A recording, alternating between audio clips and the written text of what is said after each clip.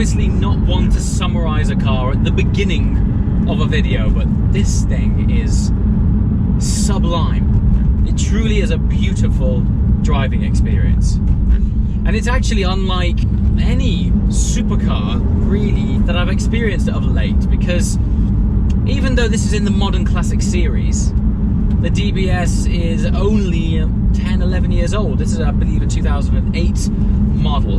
And it's old enough that underneath its beautiful and muscular bodywork, there is still that sort of last remaining organic tactility that you got from the old school cars that you just seem to lack in modern day cars. And to experience that together with a manual gearbox is it's a beautiful experience. And I say the word beautiful as important because when we're driving modern day supercars, in fact most supercars and sports cars, by their very nature they are obviously designed to be fast and spiky and engaging, but in a sort of demeanor that leans more towards the slightly hardcore, slightly stiffer suspension, shorter throw gearbox, quite bitey brakes, barky loud engine.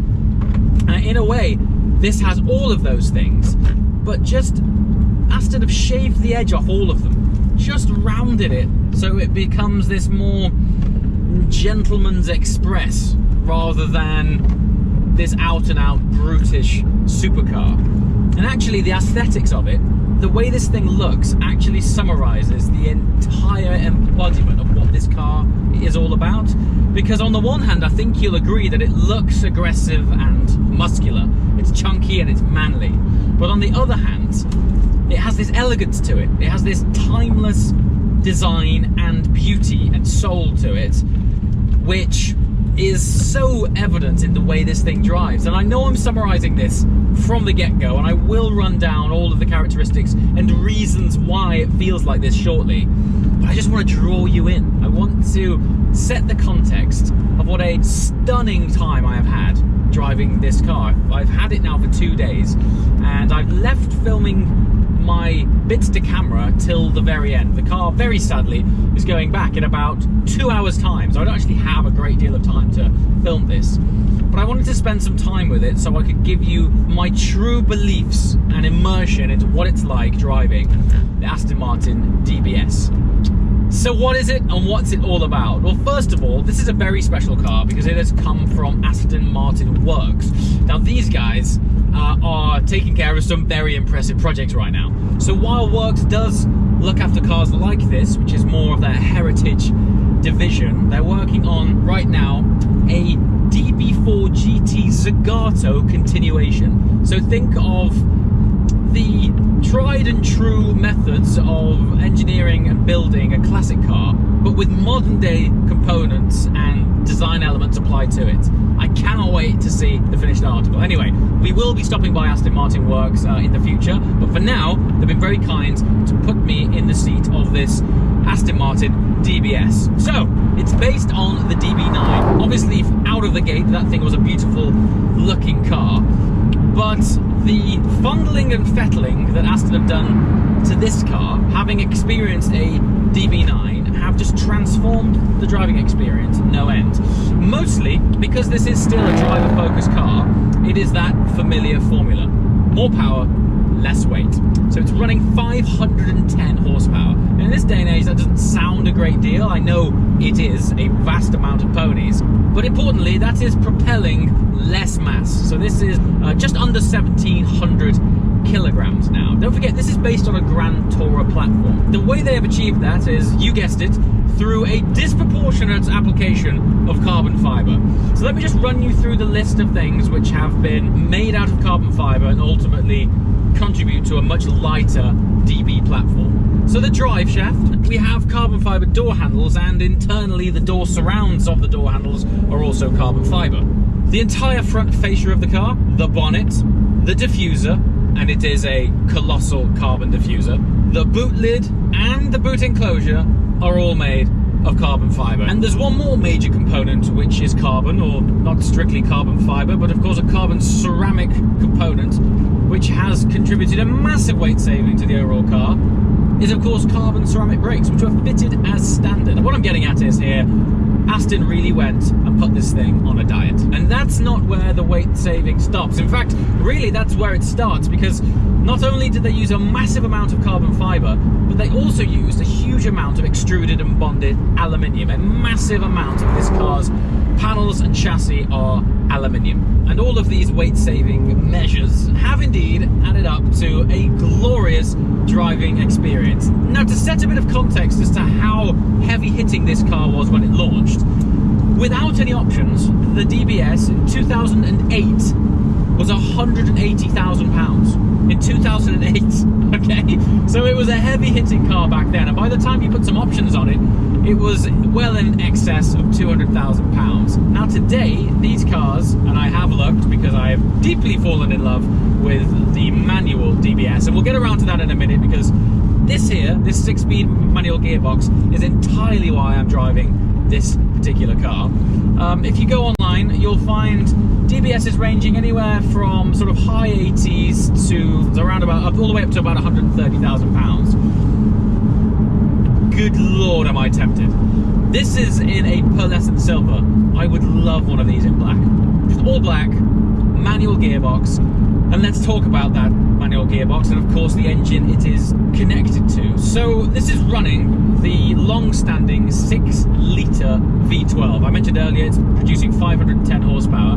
The significance of this engine, and I want to dispel with this myth that this was a Ford engine. Look, at the time Ford were in ownership of Aston Martin towards the end of this car being built. However, this wasn't a Ford engine. People kept saying that it was a Ford engine. It absolutely wasn't. This engine was specifically built for Aston Martin in a factory in Germany. It was then brought to Aston Martin and fitted in this sublime chassis, as they do with the engines today.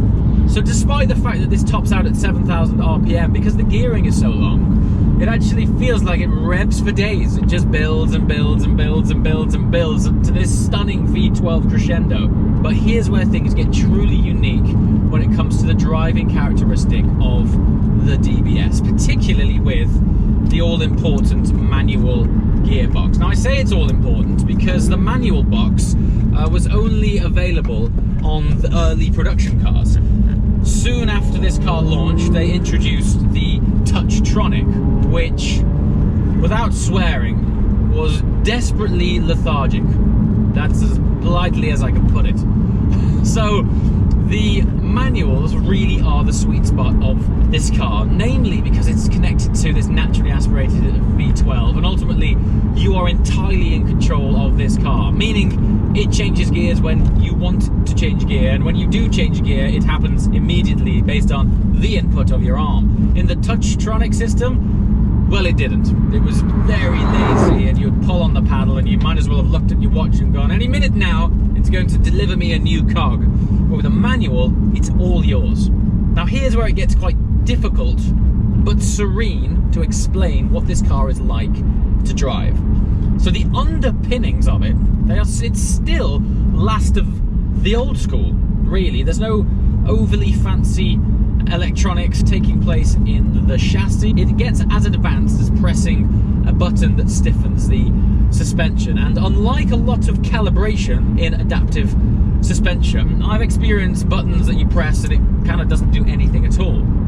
In this car, there is a dramatic difference between the ride quality and even the front end turn-in between standard suspension, which actually provides a very compliant ride. It actually very much glides and floats over the road surface until you stiffen up the suspension down here, and it really does get very stiff indeed.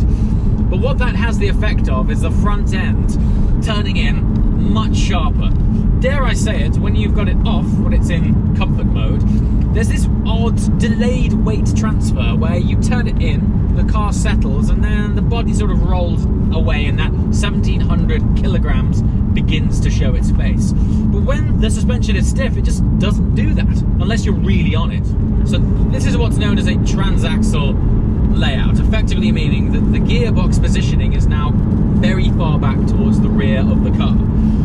This allows for two things, in fact 3 things. This improves the weight balance and the weight distribution of the car, because you've got a mass of weight from the engine up front and a mass of weight from the gearbox out back. But because the gearbox is placed further back, it allows them to push the engine even further back, which again improves the balance of the car. But it has also allowed for more leg room within inside the car as well, because, well, there's no back seats and the gearbox is hidden behind all of that wonderful leather and Alcantara sculpture back there. But interacting with it, it's such a unique experience, because from the outset, you would obviously approach this car and think, it just looks so menacing and aggressive. But of course, the platform it is based on is a serene Grand Tourer. Now, they have turned up the wick, but the overall combination of the components that I've just spoken about results in one of the most unique driving experiences that I can remember for some time. Because on the one hand, yes, it's very fast and it can be aggressive and it has a loud, shouty, naturally aspirated V12 engine. But in this, it's a beautiful engagement. I think that's the way of explaining it. I'm really enjoying sort of wafting along in it, and I'm savouring every interaction. So the dip of the clutch, the movement of the gears, the heel and toe. Granted, the pedal placement for me isn't great, and it's namely because the accelerator pedal is honestly as wide as a fish finger. It's tiny. So when you're under heavy braking and you need to roll your foot over to blip the accelerator on a downshift and match up the engine speed with the transmission speed, I have found my foot slipping between the brake and the accelerator.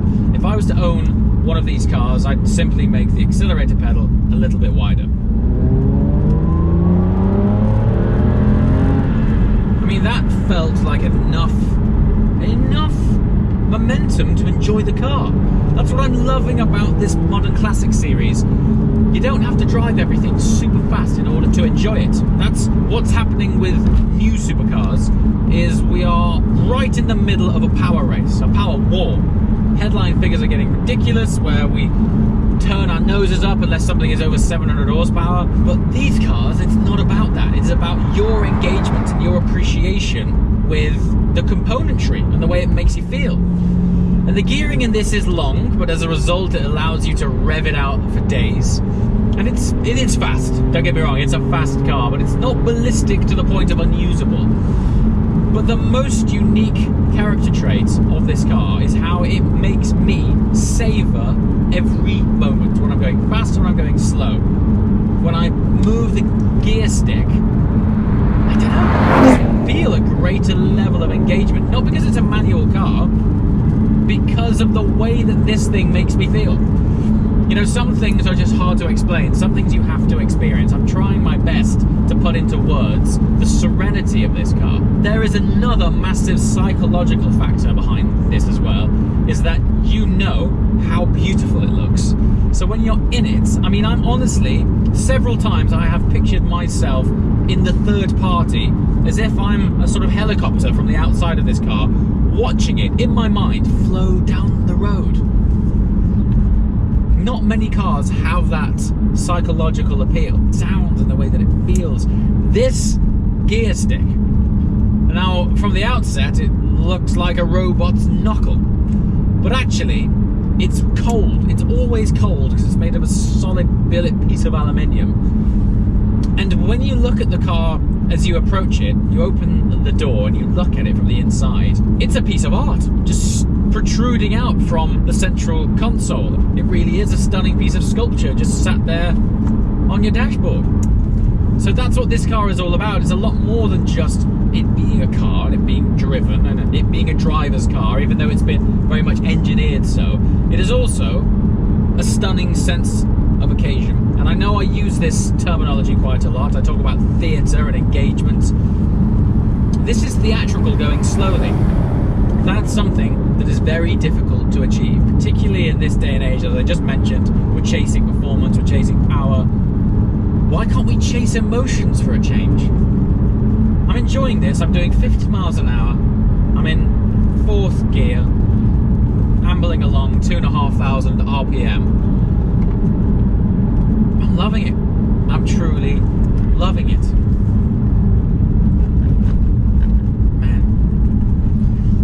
modern classic series is really stressing me out, because basically every car I drive I want to own, but this is well up there with the best of them. It's a wonderful thing. At the minute, I'm driving up and down to London quite a lot. And while it would be a shame to put a huge amount of motorway miles on this car, I think it would be so good just to swan down in serenity, dropping down a few gears completely unnecessarily every now and again just to hear this.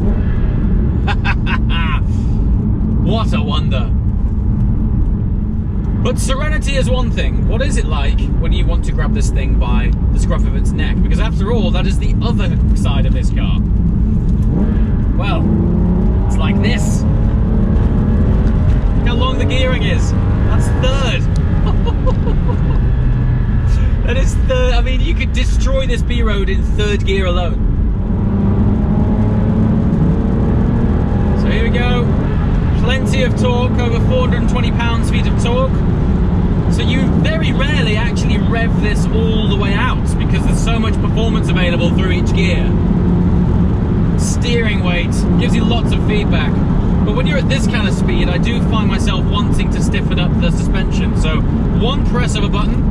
Oh, look at that gear shift as well. It's just... Yes, when you're at this speed, you definitely want to stiffen it up a notch. There is a delayed weight transfer, which is a tad off-putting. And the brakes, they work well. 1,700 kilograms depleted. It's a good package. It is a good package, man.